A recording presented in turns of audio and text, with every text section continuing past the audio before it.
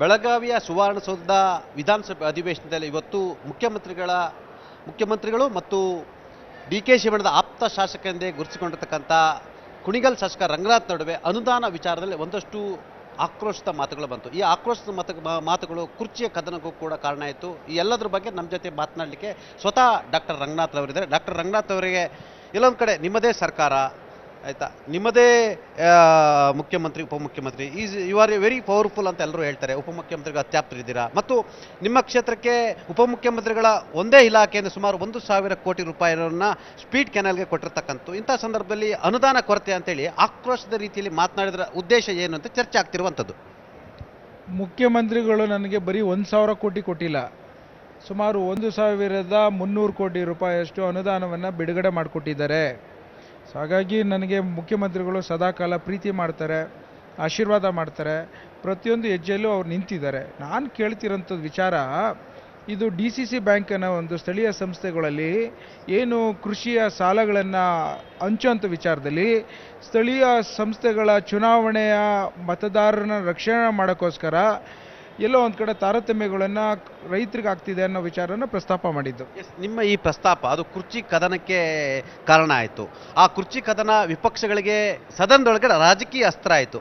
ಕೊನೆಗೆ ಈ ರಾಜಕೀಯ ಅಸ್ತ್ರ ಮತ್ತು ನಿಮ್ಮ ಈ ಆಕ್ರೋಶದ ಮಾತುಗಳು ಮತ್ತು ವಿಪಕ್ಷದವರು ತಿರುಗೇಟು ಕೊಡುವ ನೆಪದಲ್ಲಿ ನಿಮಗೆ ಮತ್ತು ಬೇರೆ ಬೇರೆಯವರಿಗೆ ಮೆಸೇಜನ್ನು ರವಾನೆ ಮಾಡುವ ಕಾರಣಕ್ಕೆ ಮುಖ್ಯಮಂತ್ರಿಗಳು ಅಂತಿಮವಾಗಿ ನಾನೇ CM ಆಗಿರ್ತೀನಿ 5 ವರ್ಷ ನಮ್ಮದೇ ಸರ್ಕಾರ ಅನ್ನೋ ಮುಖಾಂತರ ಎಲ್ಲೊಂದು ಕಡೆ ಇದಕ್ಕೆ ನೀವೇ ಕಾರಣಕರ್ತರಾದ್ರ. ಮುಖ್ಯಮಂತ್ರಿ ಸಾಹೇಬರು ಏನು ಹೇಳ್ತಾರೆ ಅದನ್ನು ನಾವೆಲ್ಲ ಶಿಸ್ತಿನ ಬದ್ಧತೆಯಲ್ಲಿ ಹೋಗ್ತಾ ಇರೋಂಥದ್ದು ನೀವೇ ನೋಡಿದ್ದೀರಿ. ಕಾಂಗ್ರೆಸ್ ಪಕ್ಷ ಹೈಕಮಾಂಡಿನ ಪಕ್ಷ ಅನ್ನೋದು ಗೊತ್ತಿದೆ.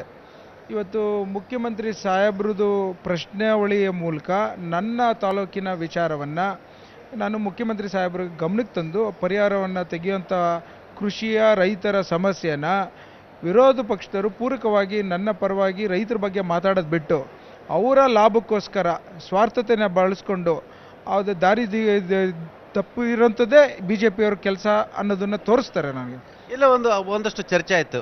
ಇದು ಒಂದು ಕಡೆ ಪವರ್ ಶೇರಿಂಗಿನ ಆಕ್ರೋಶದ ನುಡಿಗಳು, ಜೊತೆಗೆ ಮಧುಗಿರಿಗೆ ಹೆಚ್ಚಿನ ಅನುದಾನ ಕೊಟ್ಟಿರ್ತಕ್ಕಂಥದ್ದು, ಆ ಮುಖಾಂತರ ಮುಖ್ಯಮಂತ್ರಿ ಮತ್ತು ರಾಜಣ್ಣರವರ ವಿರುದ್ಧದ ತಮ್ಮೊಳಗಿನ ತುಮಲಗಳನ್ನು ಆಕ್ರೋಶ ತುಮಲಗಳನ್ನ ಹೊರಹಾಕಿದ್ರು ಅನ್ನೋ ರೀತಿಯಲ್ಲಿ ದಾಟಿಯಲ್ಲಿ ಅಶೋಕ್ರವರು ಕೂಡ ಹೇಳಿರುವಂಥದ್ದು. ಆ ಮುಖಾಂತರ ನೀವೆಲ್ಲೊಂದು ಕಡೆ ಮುಖ್ಯಮಂತ್ರಿ ಹುದ್ದೆಗಾಗಿ ಹಲವಾರು ಹೋಮ ಹವನ ಪೂಜೆಗಳನ್ನ ಮಾಡ್ತಿದ್ದೀರಾ ಅನ್ನೋ ಮುಖಾಂತರ ಇದು ಸಮಾಜಕ್ಕೆ ಬೇರೆ ಸಂದೇಶ ರವಾನೆ ಆಗಲ್ವಾ?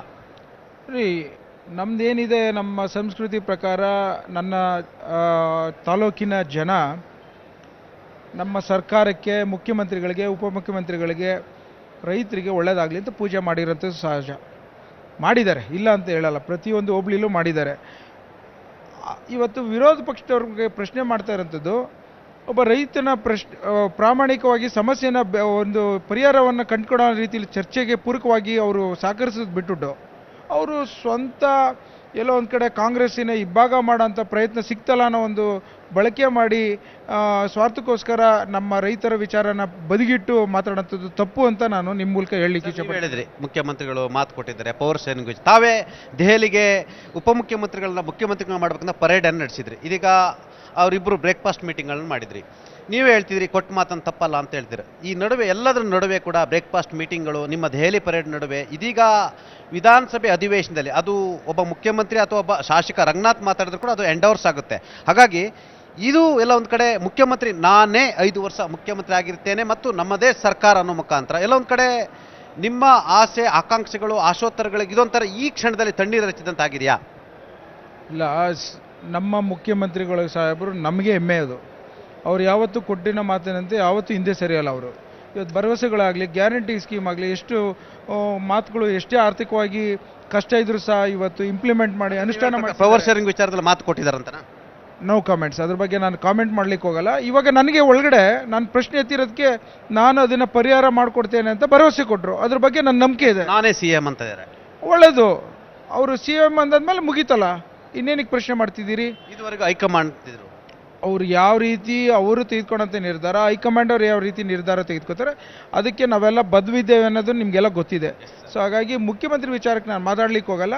ನನ್ನ ಪ್ರಶ್ನಾವಳಿ ಏನಿದ್ದಿದ್ದು ಪ್ರಾಮಾಣಿಕವಾದಂಥ ರೈತರ ಸಮಸ್ಯೆ ಬಗ್ಗೆ ನಾನು ಭರವಸೆ ಕೊಡ್ತೀನಿ ಅಂತ ಹೇಳಿದರೆ ಅದ್ರ ಬಗ್ಗೆ ನಾನು ಭಾಳ ಸಂತೋಷವಾಗಿದ್ದೀನಿ. ನಾನೇ 5 ವರ್ಷ ಅಂತ ಹೇಳಿರ್ತಕ್ಕಂಥ ಎಲ್ಲ ಒಂದು ಕಡೆ ಇದು ಭಾಳಷ್ಟು ಹೊಸ ರಾಜಕೀಯ ತಿರುವಳಿಗೆ ಅನುಕೂಲ ಮಾಡಿಕೊಡ್ತಾ? ನಿಮ್ಗಳನ್ನೆಲ್ಲ ಈಗ ನೀವು ಉಪಮುಖ್ಯಮಂತ್ರಿಗಳ ಮುಖ್ಯಮಂತ್ರಿ ಮಾಡಬೇಕಂತೇಳಿ ದೆಹಲಿ ಪರೇಡನ್ನು ಮಾಡಿದ್ದೀರಾ, ಇದರೆಲ್ಲ ಒಂದು ಕಡೆ ಇದು ನಿಮಗೆ ಒಂದಷ್ಟು ನೋವು ಕೊಡ್ತಾ? ನಾವು ಡೆಲ್ಲಿಗೆ ಹೋಗಿದ್ದೇನಕ್ಕೆ ಅಂತ ಅಂದರೆ ಸಂಪುಟ ಪುನರ್ರಚನೆ ಆಗುತ್ತೆ ಅಂತ ಹೇಳಿದರು. ಆ ಕಾರಣಕ್ಕೋಸ್ಕರ ತುಮಕೂರು ಜಿಲ್ಲೆಗೆ ಮಂತ್ರಿಗಿರಿ ಕೊಡಿ ಇನ್ನೊಂದು ಅಂತ ಕೇಳಲಿಕ್ಕೆ ಹೋಗಿದ್ದಂಥದ್ದು. ಸೊ ಹಾಗಾಗಿ ಅದಕ್ಕೆ ಅಂಥ ಸಂದರ್ಭದಲ್ಲಿ ಮಾಡ್ತೇವೆ ಅಂತ ಭರವಸೆ ಕೊಟ್ಟಿದ್ದಾರೆ, ಅದಕ್ಕೆ ಸಂತೋಷವಾಗಿದ್ದೇವೆ ನಾವು. ಒಟ್ಟಾರೆ ಮುಖ್ಯಮಂತ್ರಿಗಳು ಸದ್ಯಕ್ಕೆ ನಿಮ್ಮ ಆಸೆಗೆ ಸದನದಲ್ಲಿ 5 ವರ್ಷ ನಾನೇ CM ಅನ್ನೋ ಮುಖಾಂತರ ಎಂಡಾರ್ಸ್ ಮಾಡೋ ಮುಖಾಂತರ ಎಲ್ಲ ಒಂದು ಕಡೆ ಸದ್ಯಕ್ಕೆ ತಣ್ಣೀರು ಎರಚುವ ಪ್ರಯತ್ನನಾ? ನಾನು ಅದ್ರ ಬಗ್ಗೆ ಎಲ್ಲ ಕಾಮೆಂಟ್ ಮಾಡ್ಲಿಕ್ಕೆ ಹೋಗಲ್ಲ. ನಾನು ಉಪಮುಖ್ಯಮಂತ್ರಿಗಳು ಮುಖ್ಯಮಂತ್ರಿಗಳಾಗ್ತಾರಾ? ನಾನು ಅದ್ರ ಬಗ್ಗೆ ಇವತ್ತಿನ ದಿನ ನಮ್ಮ ಮುಖ್ಯಮಂತ್ರಿಗಳ ಸ್ಥಾನ ಖಾಲಿ ಇಲ್ಲ, ಉಪಮುಖ್ಯಮಂತ್ರಿಗಳು ಅಧ್ಯಕ್ಷರಿದ್ದಾರೆ. ಮುಂದಿನ ದಿನಗಳಲ್ಲಿ ಒಳ್ಳೆಯದಾಗುತ್ತೆ ಅನ್ನೋದನ್ನು ಪ್ರತಿಯೊಬ್ಬರಿಗೂ ಗೊತ್ತಿರೋಂಥದ್ದು ಆಗುತ್ತೆ ಅಂತ ಹೇಳಬಲ್ಲೆ ನಾನು. ಇವಿಷ್ಟು ಕುಣಿಗಲ್ ಶಾಸಕರಾಗಿರ್ತಕ್ಕಂಥ ಡಾಕ್ಟರ್ ರಂಗನಾಥ್ ಅವರ ಅಭಿಪ್ರಾಯಗಳು. ಎಲ್ಲ ಒಂದು ಕಡೆ ಪರೋಕ್ಷವಾಗಿ ಮುಖ್ಯಮಂತ್ರಿಗಳು ಕೊಟ್ಟ ಮಾತನ್ನು ತಪ್ಪಲ್ಲ ಅನ್ನೋ ಹೇಳಿದರು. ಆ ಮುಖಾಂತರ ಮುಖ್ಯಮಂತ್ರಿಗಳು ಕೂಡ ಸದನದಲ್ಲಿ ಅನುದಾನ ನಮಗೆ ಕೊಡ್ತಾ ಇಲ್ಲ ನನ್ನ ಕ್ಷೇತ್ರಕ್ಕೆ ಅಂತೇಳಿ ಆಕ್ರೋಶವನ್ನು ಹೊರಹಾಕಿದ ಬೆನ್ನಲ್ಲೇ ಮುಖ್ಯಮಂತ್ರಿಗಳು ಒಂದೇ ಕಲ್ಲಲ್ಲಿ 2 ಹಕ್ಕಿಗಳನ್ನ ಹೊಡ್ತಾರ ಅನ್ನೋ ಒಂದು ಮಾತು ಕೂಡ ಕೇಳಿ ಸದ್ದಾಗ್ತಿರ್ತಕ್ಕಂಥ. ಯಾಕಂತೇಳಿದ್ರೆ ವಿಪಕ್ಷಗಳು ನೀವೇ ಮುಖ್ಯಮಂತ್ರಿ ಆಗಿರ್ತಾರಂತೆ ಅನ್ನೋ ಒಂದು ಪ್ರಶ್ನೆಯನ್ನು ಹಾಕಿದಂಥ ಸಂದರ್ಭದಲ್ಲಿ ನಾವೇ CM ಆಗಿರ್ತೀವಿ, ನಾವೇ ನಮ್ಮದೇ ಸರ್ಕಾರ ಅನ್ನುವ ಜೊತೆಗೆ ಕೊನೆಗೆ ನಾನೇ ಮುಖ್ಯಮಂತ್ರಿ ಆಗಿರ್ತೇನೆ ಮತ್ತು ನನ್ನದೇ ಸರ್ಕಾರ ಅನ್ನೋ ಒಂದು ಮಾತನ್ನು ಹೇಳುವ ಮುಖಾಂತರ ಸದನದಲ್ಲಿ ವಿಧಾನಸಭೆ ಅಧಿವೇಶನದಲ್ಲಿ ರೆಕಾರ್ಡ್ಗೆ ಹೋಗುವಂತೆ ಮಾಡೋ ಮುಖಾಂತರ ಒಂದು ಕಡೆ ಉಪಮುಖ್ಯಮಂತ್ರಿ ಪಾಳ್ಯಕ್ಕೆ ಮತ್ತು ಉಪಮುಖ್ಯಮಂತ್ರಿ ಬಣಕ್ಕೆ ಹೊಸದಾಗಿ ಇದೀಗ ಟೆನ್ಷನನ್ನು ಕೊಟ್ಟರೆ ಎಂಬ ಚರ್ಚೆ ಕೂಡ ಎದುರಾಗಿರ್ತಕ್ಕಂಥದ್ದು. ಕ್ಯಾಮ್ರಾಮ್ಯಾನ್ ಶಿವಪ್ಪ ಜೊತೆ ಬೆಳಗಾವಿಯ ಸುವರ್ಣಸೌಧದಿಂದ ಚಿದಾನಂದ್ ಪಟೇಲ್, ನ್ಯೂಸ್18 ಕನ್ನಡ, ಬೆಂಗಳೂರು. ನಿರ್ಭೀತ, ನಿಷ್ಪಕ್ಷಪಾತ, ವಿಶ್ವಾಸಾರ್ಹ ಸುದ್ದಿಗಳಿಗೆ ಮತ್ತೊಂದು ಹೆಸರಾಗಿರುವ ನ್ಯೂಸ್18 ಕನ್ನಡ ಈಗ ಆಪ್ನಲ್ಲೂ ಲಭ್ಯವಿದೆ. ದಯವಿಟ್ಟು ಇಲ್ಲಿರುವ QR ಕೋಡ್ ಸ್ಕ್ಯಾನ್ ಮಾಡಿಕೊಂಡು ಆಪ್ ಡೌನ್ಲೋಡ್ ಮಾಡೋದಕ್ಕೆ ಮರಿಬೇಡಿ. ನಿಮ್ಮ ಬೆಂಬಲ ಹೀಗೆ ಸದಾ ನಮ್ಮೊಂದಿಗಿರಲಿ. ಧನ್ಯವಾದ.